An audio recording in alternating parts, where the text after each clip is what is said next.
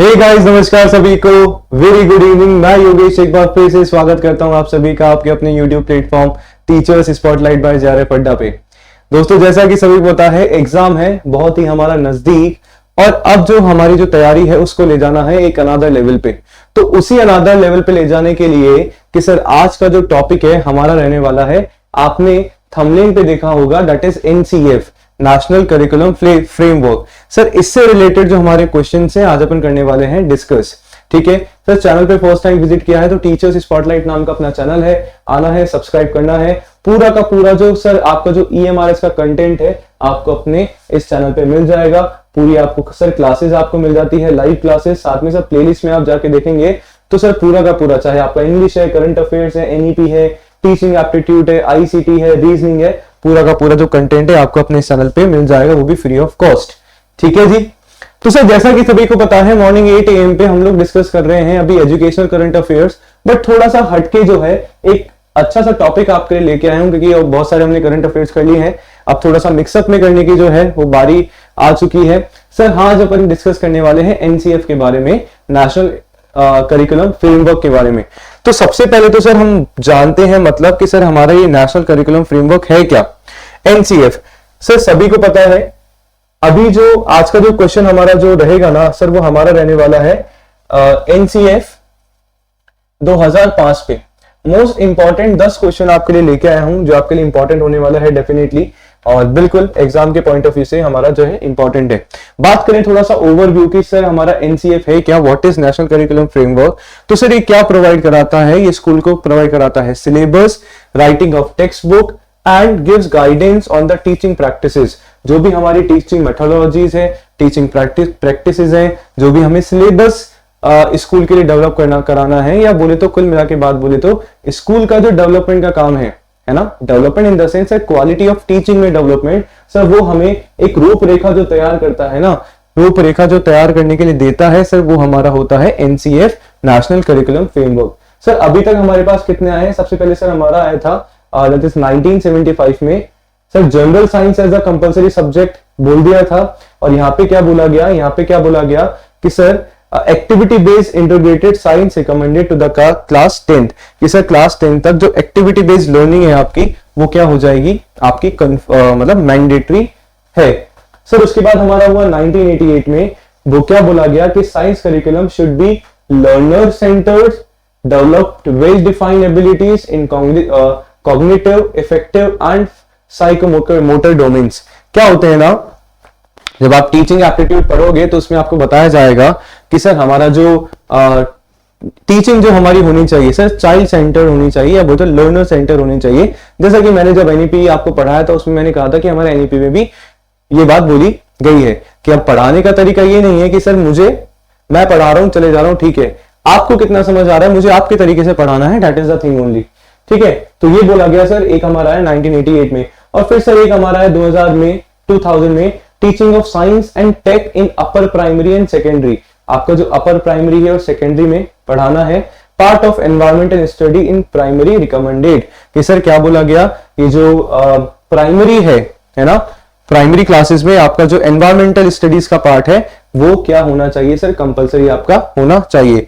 और सर क्या बोला गया 2005 की अगर अपन बात करें कि sir focus on learning without burden, है ना, बर्डन को कम करना। कि सर कैसे, सर क्वांटिटी के प्लेस पे क्वालिटी को क्या दिया गया, इसमें ज्यादा तवज्जो दी गई। अगर जनरल सेंटेंस में अपन बात करें तो sir without burden, reduction in syllabus को कम किया गया, इंक्लूडिंग एज अप्रोप्रिएट कंसेप्ट, मतलब आपकी एज के अप्रोप्रिएट जो है, आपकी एज के अकॉर्डिंग कंसेप्ट डाले गए। फालतू का जो कंटेंट है उसको हटा दिया गया, आपकी एज के अकॉर्डिंग, आपकी क्लास के अकॉर्डिंग क्या है कंटेंट आपको दिया गया है। कि मैंने जैसे वापस मैं आपकी अपनी बात को रिपीट करना चाहूंगा कि सर क्वांटिटी पे ना जोर देके क्वालिटी पे फोकस किया गया। ठीक है जी, तो एक छोटा सा ओवरव्यू मैंने आप लोगों को दिया एनसीएफ के बारे में कि सर नेशनल करिकुलम फ्रेमवर्क है क्या। अब थोड़े से अपन टॉप 10 क्वेश्चंस पे पर आ जाते हैं जो आपके लिए मैं लेके आया हूं। ठीक है जी, तो सर सबसे पहले तो क्या करना है सर, फर्स्ट टाइम अगर विजिट किया है सर चैनल पे, जाना है तुरंत प्रभाव से सबसे पहले सर क्या कर दो, शेयर कर दो, फिर बाकी की सारे जो काम है वो सर करने हैं हमें बाद में। ठीक है, चलो पहला क्वेश्चन है हमारा कि sir what is the main focus of NCF 2005 in terms of curriculum. Curriculum के टर्म्स में, पाठ्यक्रम के संदर्भ में एनसीएफ का मुख्य फोकस क्या है? सर रटकर याद कराना, रूट लर्निंग, अंतः विषय शिक्षा, interdisciplinary learning, technology based learning, प्रौद्योगिकी आधारित शिक्षा, या फिर स्पोर्ट्स एंड फिजिकल एजुकेशन। कि सर किस पे जोर दिया गया है बात करें तो?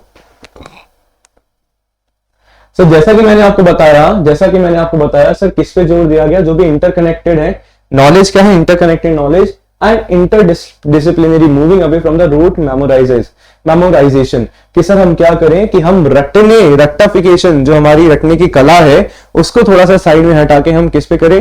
प्रैक्टिकल नॉलेज की तरफ हम जाएं।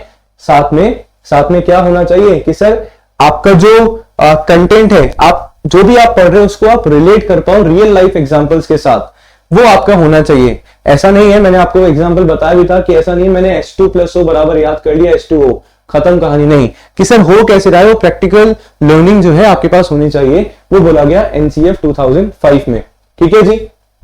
नेक्स्ट बात करें क्वेश्चन नंबर 2 की, कि sir the NCF 2005 recommends which of the following for the early childhood education. कि सर एनसीएफ 2005 में प्रारंभिक बचपन की शिक्षा के लिए किसकी सिफारिश करता है?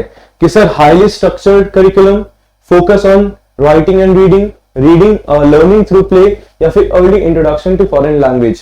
कि अत्यधिक संचरित पाठ्यक्रम, लिखने और पढ़ने पर ध्यान दें, एंड खेल के माध्यम से सीखना, विदेशी भाषाओं से प्रारंभिक परिचय, ये आपको बताना है ना। कि सर किसकी बात कर रहे हैं अपन? अर्ली चाइल्डहुड एजुकेशन की बात कर रहे हैं। तो सर क्या होना चाहिए आपके अकॉर्डिंग? थोड़ा सा आप लोग कमेंट सेक्शन में आंसर दे सकते हैं, कोई दिक्कत वाली बात नहीं है। तो सर आंसर हमारा होना चाहिए, क्या होना चाहिए? Sir learning through play. कि सर चाइल्डहुड की बात कर रहे हैं, कि सर खेल खेल में सीखना, कि बच्चा खेल भी रहा है साथ में सीख भी रहा है, दैट इज अ थिंग। तो उस पे क्या दिया गया? जोर दिया गया, क्योंकि this is the natural method of learning. ये एक प्राकृतिक नेचुरल मेथड है किसी भी चीज को सर याद करने का अच्छे से। आप सभी को पता है सर, जो छोटे बच्चे होते हैं ना, अभी जो प्राइमरी स्कूल्स में अगर आप लोग देखोगे, या कोई पीआरटी टीचर वगैरह होंगे, तो उनको सर खेल खेल में समझाया जाता है, बताया जाता है, सिखाया जाता है। सर कोई अगर पोम बतानी है, कविता बतानी है, तो उनको थोड़ा सा गेम खिला के करवाया जाता है। तो जो चाइल्डहुड वाला है ना, तो सर उसका क्या है? आपका जो है ऑप्शन नंबर सी करेक्ट होने वाला है, लर्निंग थ्रू प्ले। ठीक है, नेक्स्ट क्वेश्चन की तरफ चलते हैं कि sir according to NCF 2005 which is not a goal of education. Sir education का गोल क्या नहीं है, ये आपको बताना है। सोशल चेंज लाना व्यक्ति में, इकोनॉमिक ग्रोथ लाना, पॉलिटिकल इंट्रोडक्शन, या फिर कल्चरल डेवलपमेंट। कि सर सामाजिक परिवर्तन, आर्थिक विकास, राजनीतिक विकास, विचारधारा, या फिर सांस्कृतिक विकास। कि सर एजुकेशन का मतलब पैसा कमाना है, कि हम पढ़े लिखे पैसा कमाएं, लोगों का होता होगा prime goal, that is not. Sir आपका पॉलिटिकल विचारधारा, आपकी राजनीतिक विचारधारा, या फिर आपका सांस्कृतिक विकास। सर सस्ता सुंदर टिकाऊ आपका जो आंसर होने वाला है ना सर, क्या होने वाला है? ऑब्वियसली हमारा ऑप्शन नंबर सी। कि कौन सा नहीं है, हमें ये बताना है कौन सा नहीं है। बिल्कुल, कौन सा है ये नहीं बताना सर। नॉट यहाँ पे लिखा हुआ है, वो मैंने भी नहीं देखा, तो बिल्कुल। तो सर क्या है ना सर, हमारा पॉलिटिकल इंट्रोडक्शन नहीं है। कि सर ये नहीं है कि पढ़ाई करने से आप राजनीतिक विचारधारा हम केवल इसमें करते रहे, कि सर राजनीति में हम पूरी की पूरी पॉलिटिक्स में चला जाए, नो सर। बिल्कुल आपका सोशल चेंज आपका हो सकता है, आपका इकोनॉमिक ग्रोथ हो जाएगा, कि सर हम पढ़ेंगे लिखेंगे, अच्छी नौकरी पे चढ़ जाएंगे, तो पैसा अपने आप आ जाएगा। साथ में कल्चरल डेवलपमेंट, हम हमारे रूट से जुड़े होते हैं, हम एजुकेटेड होते हैं, हमें पता है क्या सही है हमारे लिए, क्या गलत है हमारे लिए, दैट इज द थिंग। तो बिल्कुल सर कौन सा नहीं है? पॉलिटिकल, राजनीतिक विचारधारा। बात करें नेक्स्ट क्वेश्चन की, question number 4, what does the NCF 2005 suggest about the medium of instruction.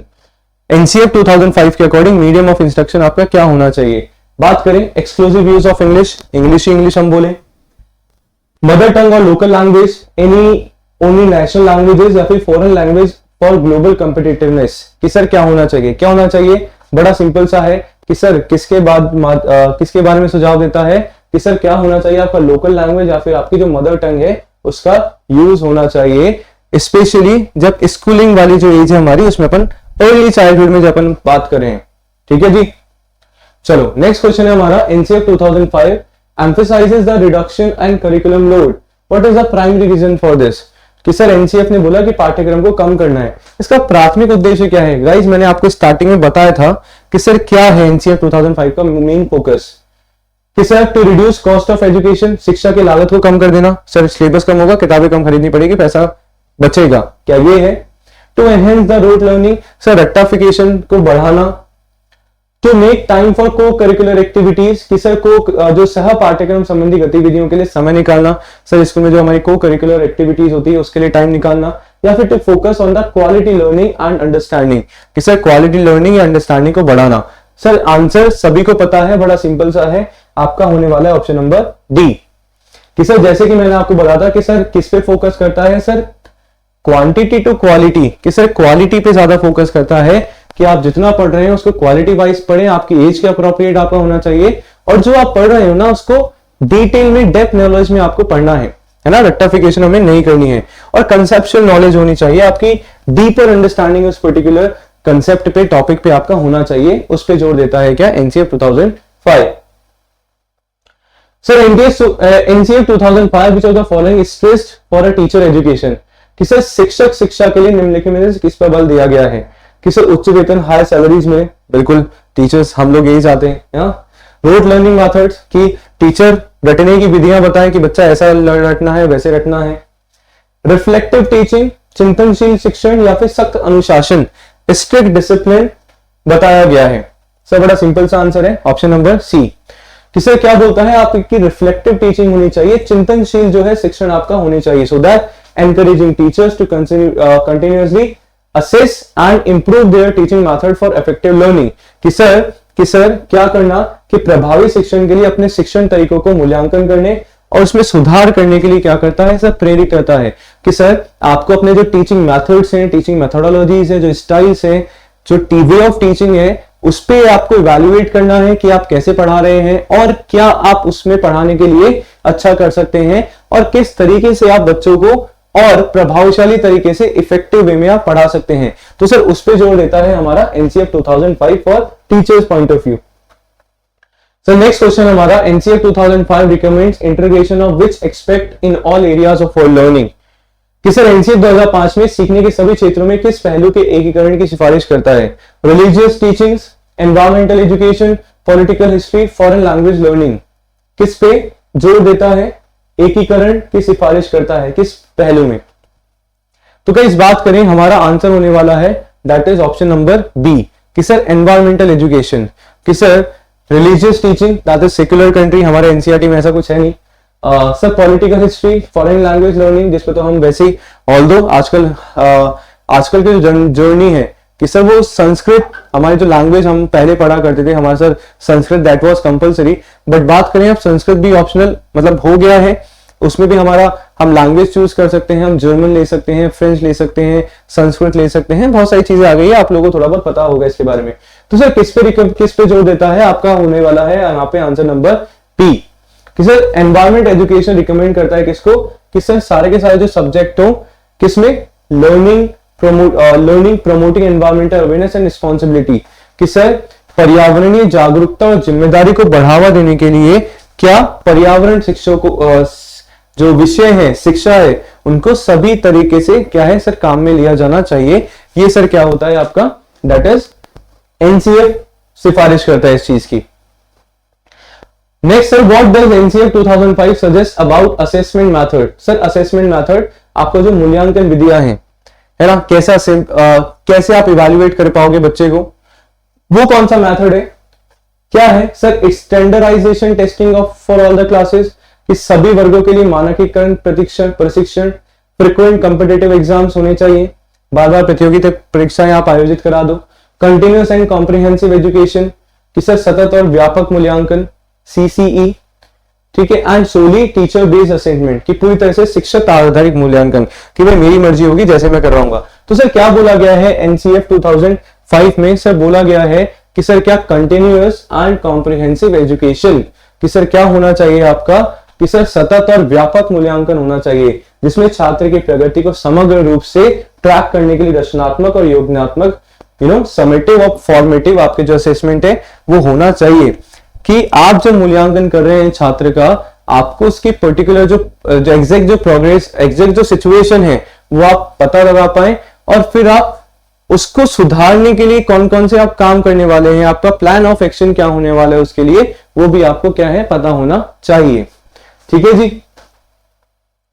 Next बात करें question number 9, as per NCF 2005 education should be oriented, कि सर शिक्षा किस ओर उन्मुख होनी चाहिए, needs of the global market की, वैश्विक बाजार में जिस चीज की जरूरत है, डेवलपिंग कॉम्पिटिटिव स्पिरिट की सर प्रतिस्पर्धी जो भावना का विकास करना, प्रतियोगिता की भावना का विकास करना, constructing knowledge and critical thinking कि सर ज्ञान और आलोचनात्मक सोच का निर्माण करना, या फिर sir following traditional teaching method कि सर हम जो ट्रेडिशनल हमारे जो बात करें पारंपरिक शिक्षण विधियों का पालन करना।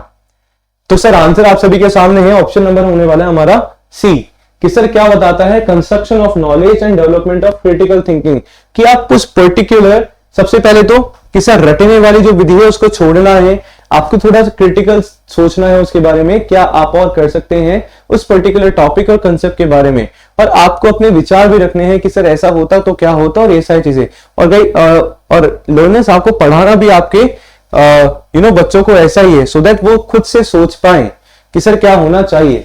ठीक है। And the last question for today that is your homework, इसका सर जो आंसर है मुझे आप लोग क्या बताएंगे, कमेंट सेक्शन में करके बताएंगे। सर क्वेश्चन मैं बता देता हूं, what does role NCF 2005 assign to technology in education, कि सर प्रौद्योगिकी में क्या भूमिका देता है, to replace traditional teaching method, are the tool to support learning and pedagogy, to focus only computer science education, या फिर to eliminate the role of teachers, teacher की भूमिका ही कोई हटा दो, क्या इस बात पे जोर देता है। तो सर ये आंसर जो है होने वाला, ये क्वेश्चन जो है होने वाला है आपके लिए, आप करेंगे इसको होमवर्क में, और इसका आंसर सर मुझे बताएंगे कमेंट सेक्शन में। तो गाइस आई होप आज का जो सेक्शन है सर बहुत बढ़िया रहा होगा, शानदार रहा होगा।